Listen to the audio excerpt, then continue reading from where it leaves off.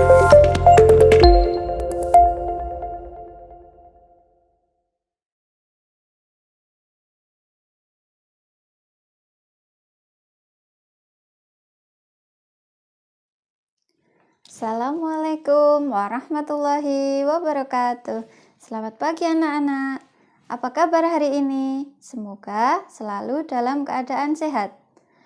Pada kesempatan kali ini kita akan belajar tema 3, subtema 1, pembelajaran 1. Namun, sebelum kita lanjut ke materi, jangan lupa untuk subscribe, like, share, dan komen, serta nyalakan tombol lonceng agar tidak tertinggal video terbaru kami. Sudah siapkah anak-anak untuk belajar? Jika sudah, mari kita mulai dengan berdoa menurut agama dan kepercayaan masing-masing. Berdoa mulai. Berdoa selesai. Anak-anak, tujuan pembelajaran yang akan kita capai hari ini yaitu yang pertama, dengan mencermati teks bacaan yang disajikan, siswa mampu menemukan informasi tentang organ-organ pencernaan hewan. Yang kedua, dengan berdiskusi dan mencari informasi dalam kelompok, siswa mampu menjelaskan organ-organ pencernaan hewan dan fungsinya. Sebelum kita mempelajari tentang sistem pencernaan hewan, yuk terlebih dahulu kita mengenal makanan sehat. Perhatikan gambar berikut. Yang pertama yaitu gambar karbohidrat. Yang kedua, gambar protein. Yang ketiga, gambar buah-buahan. Dan yang keempat yaitu gambar sayuran. Yang terakhir yaitu gambar susu. Apakah yang anak-anak ketahui tentang makanan sehat? Makanan sehat adalah makanan yang mengandung 4 sehat, 5 sempurna, yaitu yang mengandung karbohidrat, protein, buah-buahan, dan sayuran. Dan penyempurna makanan sehat adalah susu. Seperti yang kita ketahui, susu umumnya dihasilkan oleh sapi. Apa yang dimakan oleh sapi hingga dapat menghasilkan susu? Untuk mengetahuinya, yuk kita pelajari sistem pencernaan pada sapi. Hewan ruminansia adalah kelompok hewan mamalia yang biasa memamah atau memakan 2 kali dan dikenal dengan hewan memamah biak. Contoh hewan ruminansia adalah sapi, kerbau, rusa, domba, kambing, dan kijang. Seperti yang telah dijelaskan sebelumnya, salah satu hewan ruminansia ialah sapi. Mari kita baca informasi mengenai organ pencernaan pada sapi. Mari kita baca bacaan berikut. Makanan seperti rumput pertama kali masuk ke dalam mulut sapi. Di dalam mulut terdapat organ-organ pencernaan seperti berikut. Yang pertama, gigi. Gigi sapi tersusun dari gigi seri yang berguna untuk memotong makanan dan gigi geraham untuk mengunyah makanan. Yang kedua, lidah sapi. Lidah sapi berguna untuk merenggut rumput atau makanan dan mendorong makanan yang sudah dikunyah menuju lambung. Yang ketiga, saliva. Saliva merupakan cairan atau enzim khusus yang dihasilkan oleh kelenjar khusus pada sapi, yang kemudian disalurkan ke dalam rongga mulut. Saliva berperan dalam proses pencernaan kimiawi.